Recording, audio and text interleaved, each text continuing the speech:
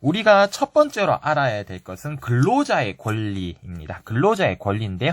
이거를 우리가 사전적으로 무엇이라고 부르냐면요. 노동권이라고 부릅니다. 자, 이 권리 여러분들이 앞으로 익혀두셔야 됩니다. 무슨 권이라고 부릅니다. 근로자의 권리를 우리 무엇이라고 부르자? 노동권이라고 부릅니다. 그렇다면 근로자의 권리, 노동권은 도대체 무엇을 노동권이라고 부르느냐? 근로자가 쾌적한 환경에서 합당한 대우를 받으면서 일할 권리를 우리 노동권이라고 부릅니다. 그렇다면 그러니까 회사에서 일을 하는 임금을 받으면서 일을 하는 사람을 근로자 또는 노동자라고 부릅니다. 이러한 근로자, 노동자가 지금보다 훨씬 더 나은 환경에서 그리고 자기가 일한 만큼의 합당한 대우를 받으면서 일할 수 있는 권리는 근로자, 노동자에게는 존재한다라는 의미입니다. 우리가 이것을 노동권이라고 부릅니다. 자, 그렇다면 노동권이 왜 필요하느냐? 쉽게 이야기를 하자면 이러한 노동권이 필요한 이유는 근로자, 그러니까 회사라든지 뭐 가게라든지 이런 거에 고용되어서 월급을 받으면서 일하는 사람 우리가 근로자 또는 노동자라고 부르는데요. 이러한 근로자가 사용자입니다. 그러니까 주인이에요. 그러니까 사용자는 보통 주인을 의미합니다. 그러니까 회사 자기 밑에서 일을 할 사람을 고용하는 사람을 사용자. 내가 어떤 사람에 의해 가지고 어떤 사람이 사장으로 있는 주인으로 있는 곳에 들어가서 월급을 받으면서 일한다. 또는 일당을 받으면서 일한다. 이럴 경우에 근로자입니다.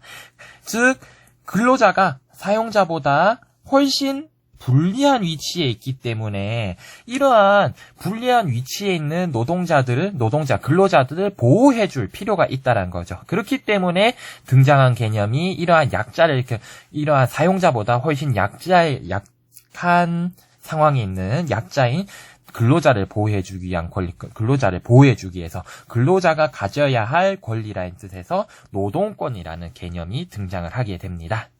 자, 그렇다면 우리나라 헌법에서도 이러한 노동권을 보장을 하고 있습니다. 그래서 우리나라에서는 이러한 노동권을 3가지를 보장을 하고 있기 때문에 노동 3권이라고 부릅니다. 노동 3권이 우리나라에서는 그래서 이러한 노동권을 언론에서라든지 일반적으로 노동 3권이라는 용어를 사용하게 되어집니다. 그러면 노동 3권이란 건 무엇이냐?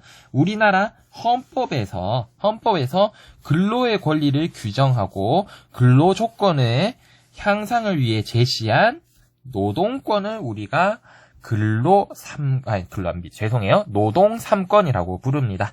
어느 법에 제시가 되어 있다고요? 우리나라 헌법에 제시가 되어 있습니다. 그래서 헌법 제33조에 보시면 근로자는 근로 조건의 향상을 위하여 자주적인 단결권, 단체 교섭권 및 단체 행동권을 가진다. 이 3개예요. 그래서 근로자가 가질 수 있는 권리 3가지가 첫 번째 단결권, 두 번째 단결권 하나, 그리고 단체 교섭권 2, 그리고 단체 행동권 3. 그래서 이렇게 3가지의 권리를 가진다 해서 노동 3권이라고 부릅니다.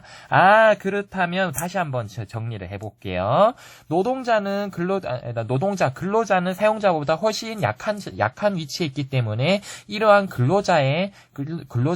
근로자가 더욱더 쾌적한 환경과 그리고 합당한 대우를 받으면서 일할 수 있는 권리를 보호해준다. 우리가 이걸 노동권이라고 부르고요. 우리나라 헌법에서는 단결권, 단체 교섭권, 단체 행동권에 이러한 노동권을 부여합니다. 그래서 우리나라 헌법에서는 이러한 노동권을 무슨 권이라고 부르기도 한다? 노동 3권이라고 부르기도 한다라는 거 여러분들 기억해 두시면 좋겠습니다.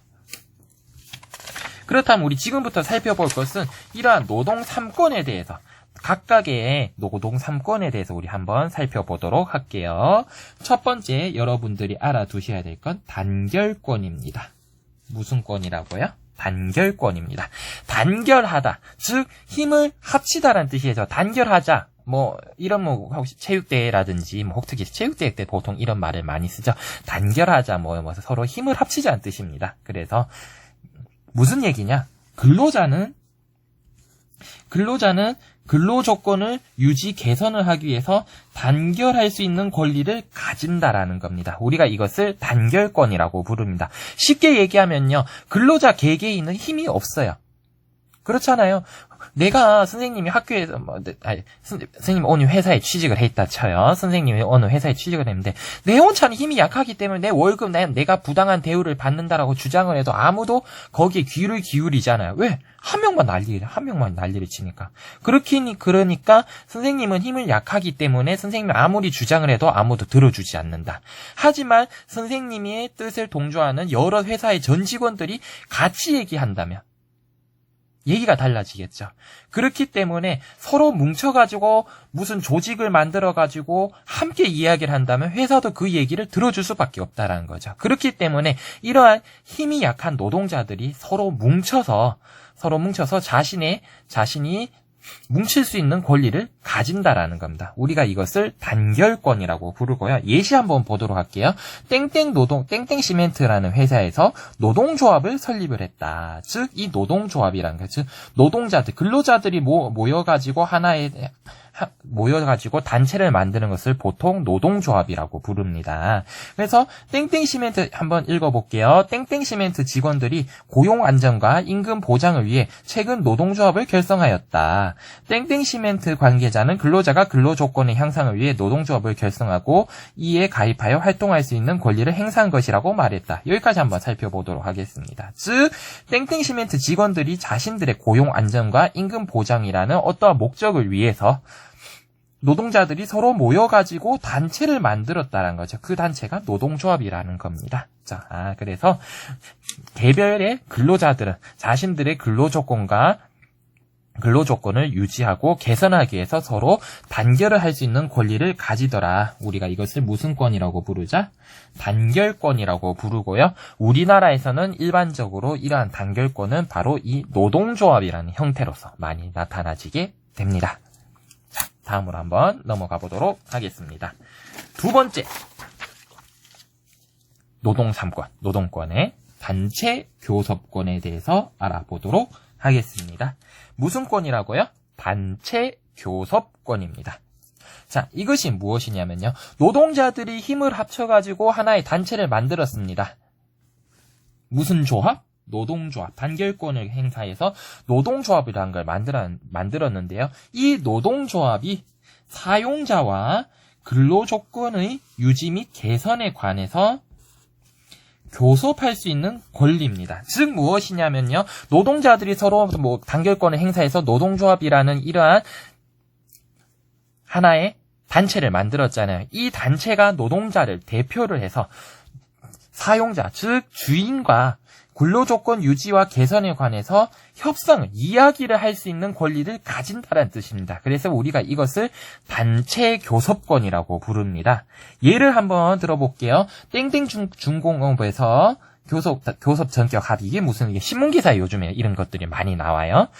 땡땡 중공업 직원들이 근무 조건 개선 요구에 따라 노동조합과 함께 협의회를 열어 의견을 절충하였다. 그러니까 노동조합이 누구를 대표로 해서 근로자를 대표해서 회사와 우리 월급 올려주세요. 아니면 우리 월급 일하는 시간 너무 많아 좀 줄여주세요. 아니면 일하는 사람 너무 부족해 조금 더 채용해달라. 이러한 요구 조건에 대해서 회사와 대표를 해가지고 무엇을 하였다? 회의를 한 다음에 각각의 의견을 서로 절충하였다. 그러니까 의견을 모아가지고 서로 간의 합의점을 찾았다는 얘기입니다.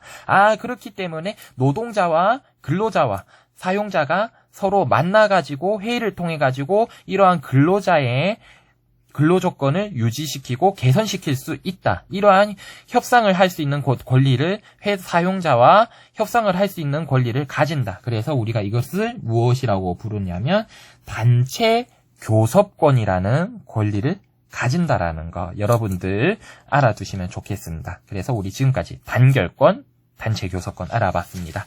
마지막 한번 알아볼게요. 마지막은 단체 행동권입니다. 무슨 권이라고요? 단체 행동권. 즉 무엇이냐? 아까 단결권을 통해서 우리가 무엇을 만들 수 있다?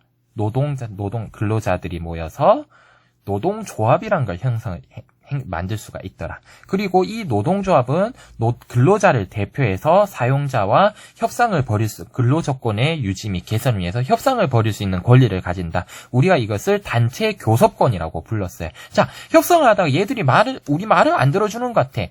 그럴 경우에는 무엇을 할 수 있다? 협상을 하다 안 되면 힘을 보여줘야겠죠. 우리 일 안 한다.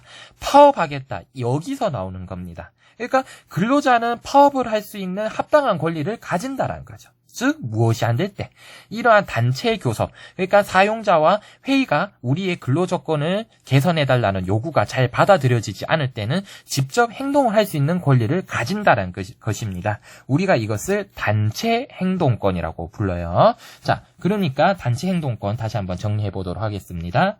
근로자가 근로조건의 유지 개선을 위해서 사용자에 대항하여 단체 행동을 할 수 있는 권리를 가진다라는 겁니다. 즉 사용자가 회사가 우리를 채용하고 있는 오너가 우리 말을 안 들어주니까 우리도 어떻게 할 수 있다. 우리 더 이상 네 말 안 듣겠다. 단체적으로 행동을 하겠다라는 겁니다. 그러한 권리가 합법적이다. 합법적이지 않다.